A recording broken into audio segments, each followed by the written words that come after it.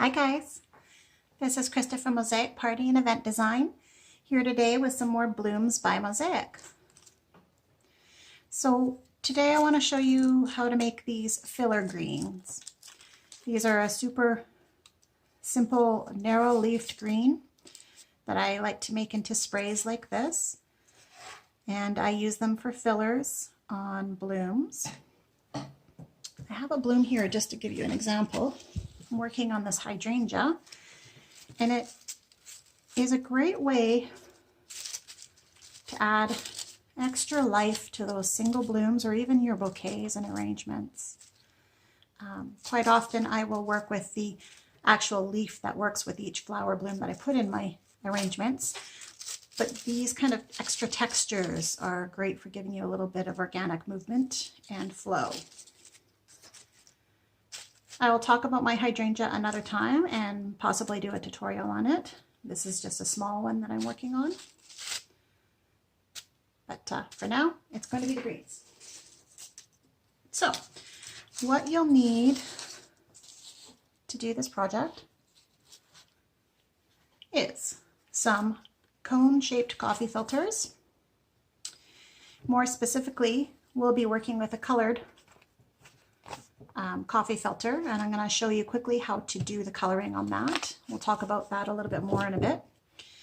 You will need some scissors, some floral tape. I'm just working with a nice dark green today. You will need some floral wire or crafting wire. This is a 26 gauge. I get it at the local dollar store. You will need some tacky glue, which I always leave upside down and ready to pour. You will need a foam paintbrush, and you will also need some food coloring. So I'm working with Wilton gel food coloring, but you can work with any food coloring. I find the gel food colorings are the best option. Americolor is my first choice because of the pigmentation in them, but I have the Wilton on hand. So let's get started and talk about the coloring process. For that, you'll need your foam paintbrush, the food coloring, and some water. Just going to get myself sorted here. You'll also want to protect your surface, so I'm going to lay down a little bit of parchment paper. Wax paper is really a good option as well. And I already have my mix pre-colored, but we'll talk quickly about what's in this mix and how I've done it. If you want more instructions on the coloring process and what I do, I will put a link in the eye in the top corner of the video right about now, and it will talk about how I do this. But this is, in here is a bit of water. It's actually probably a little too much water, and about half a teaspoon of gel food coloring. And I've mixed both the juniper green and the moss green together. I have also added a little bit of glue all to this mix, about equal parts almost as to how much food coloring went in. That video I mentioned will talk about why I use this, but it's all about the chemical makeup in here that helps bond and lock in the color so that I get a nice saturated color, especially when you're working with greens and blues.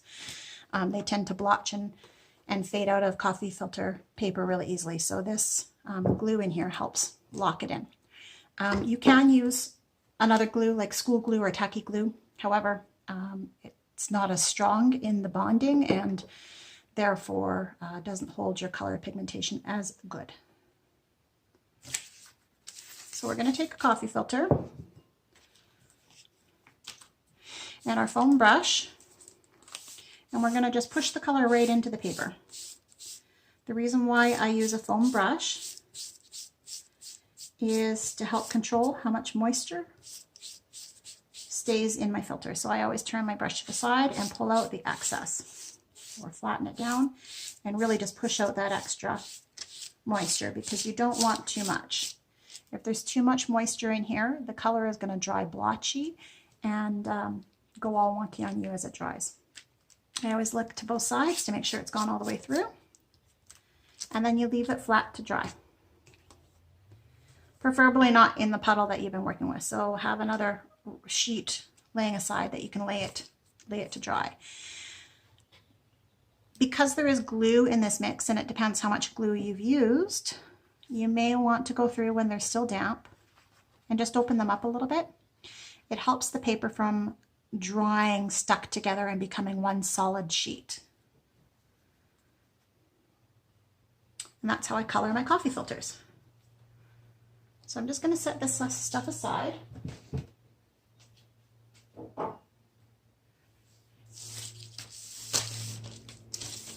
And we'll talk about the construction. Okay. So these are super simple. Quite often when I'm making other leaves for other blooms, I'm left with little bits and scraps. So what I do is I cut those scraps right off the bat into little narrow leaf shapes to get this sort of ruscus leaf. What that means is that my dye lots and coloring is always going to be a bit different.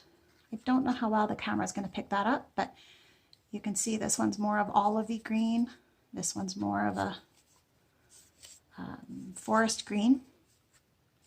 But I really like that when I build these out, because what happens is I get these mixes and it gives it a little more lifelike reality to it. Something I find, just a personal taste about paper flowers, is that quite often we're using a pre-colored paper that is very particular, and I find it just doesn't look as real as something that has a bit of varied texture to it. Just like the scraps from my other leaf making, if I'm working on other blooms and I have scraps, I always pre-cut leaf shapes then too, so I always have some ready to go in color. Just a little handy tip. Okay, so to build these, you're going to take one coffee filter and fold it in half, and then in half again. You're going to get a total of 4 leaves out of this one coffee filter. We're going to just eyeball a general leaf shape out of this.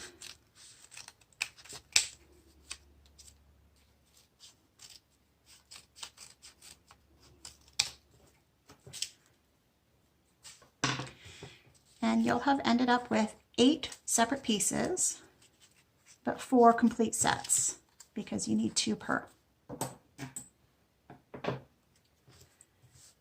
Okay. So we're going to take a little bit of glue. I'm going to work with just 2 at a time. You can do 2 or 3 at a time. I'm going to actually get some of my previous scraps with a different size in here, just because I like a bit of varied sizes in my sprays. And you're going to keep their counterparts together, just so that you know which ones generally match up. You don't have to worry about matching them too perfectly, because you can go in and clean them up later. I'm going to work with a paintbrush. I have some glue here with just a touch of water in it, just to thin it down and make it a little more spreadable. You don't want to water it down too much. You want to make sure that the adhesive is nice and strong for this step. So just enough to thin it out. Usually just the dampness from a brush sitting in water will do. And you're going to cover your leaves. Oops. Hold on to it. Okay. And then you're going to take your wires and just press it down the middle. And try not to stick the leaf to your finger. I'm making a mess, guys. That's what I do. I'm making a mess. Okay, my fingers are too sticky. Okay. I don't know why I'm having so much trouble. This is not something I usually have trouble with. All right, press your wire into the center. You want to be sure not to do more than 3 at a time generally, unless you're super quick, because this will start to dry on you. And then you just match up the matching leaf and really press it in around the wire and right to the edges so that it is adhered.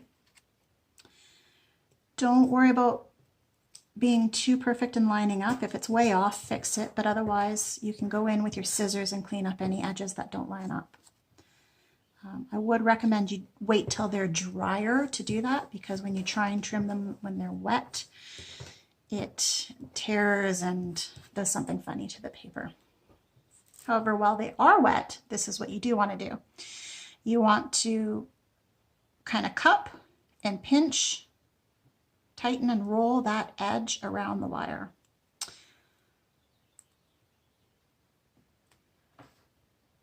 And just help seal it to there, and that's where our floral tape is going to grab onto after.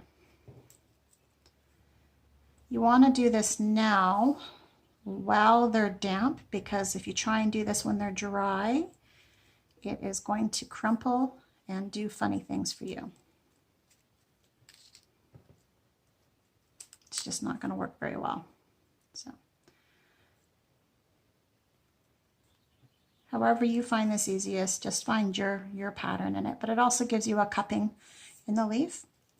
Now I can see this leaf, I sat in the dampness a little bit, so it's got a little discoloration, but that's okay. I'm not going to worry about it. What you also want to do when they're still damp, I'm just going to get rid of this excess moisture on the table. While they're still damp, you do want to come in with your scissors or a toothpick, or sort of a, if you're got fondant tools, a Dresden tool really works well. If you don't know what that is, don't worry about it, just use the edge of your scissors.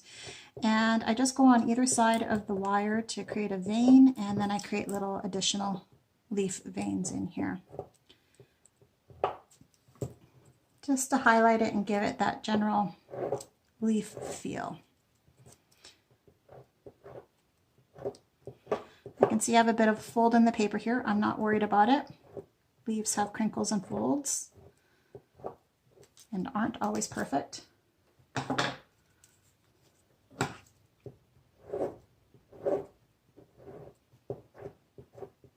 If you do this when it's dry, unfortunately it will create a cut or tear in the paper and just gives it too harsh of a look. So you want to do this when there's wetness in there, because it kind of gives a cushion. Okay. And ideally do this when it dries, but trim up your edges before you build out your sprays. And if you need to come down and trim right down, don't worry about it.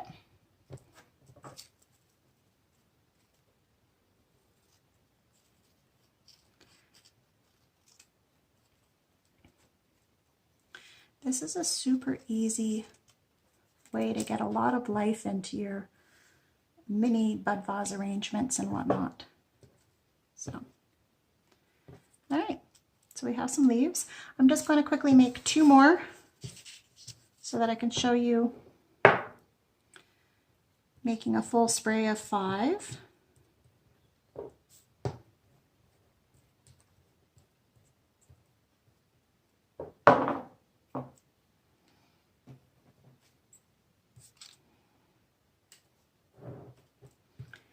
And I think I only have 1 wire handy. That didn't quite line up. So I'm actually just going to set this one aside and let it dry and re-glue it later when I have a wire handy. I don't want to waste your guys' time by opening up a package for 1 wire. All right, so pinch that edge, make sure all my edges are secured. Go through, add your veining.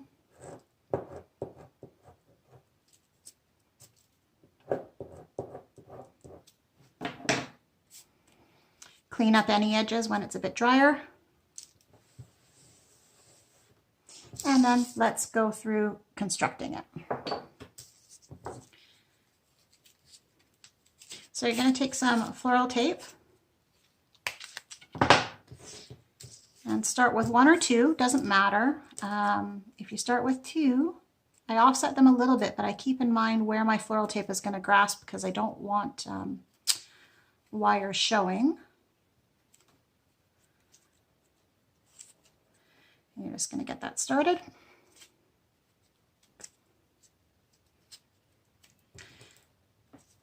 And then you just start working your way down, adding leaves as you go. Sometimes you need to make sure that you have a little more of a gap and then start lower down. Just gives a little more life to it. And as you can see what I mean, like there's a big gap in here before I went to my next petal. You can, if you have lots of these, you can add 2 or 3 leaves at the same time in one cluster, like this, all 3 together.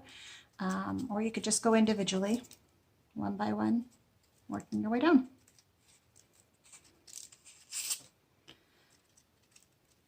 And you just finish that off. And you keep building it out as much as you want. So if you want to build a garland, you would just keep going. If you want individual sprays like these, you just do them. You can see this one is a double one.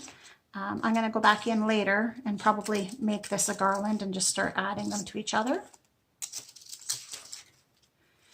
But once you have all this, you just open it up. Shape your leaves how you want. Curl them how you want because there is wire in there. Oops. And that's why you want to wait till it's dry. There's a good tip because I just pulled it off the wire. If it were dry, it would not do that. So I'm going to try and fix that.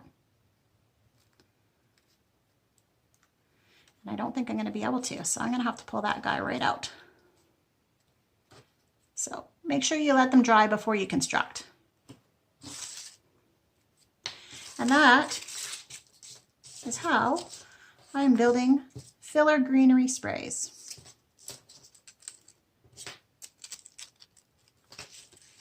I hope you guys found this useful. If you try this, I would love to be tagged on social media and see the projects you're working on. It always warms my heart when you do that. I will be sure to put my social media links in the description of the video below. And I hope you all have a fantastic day.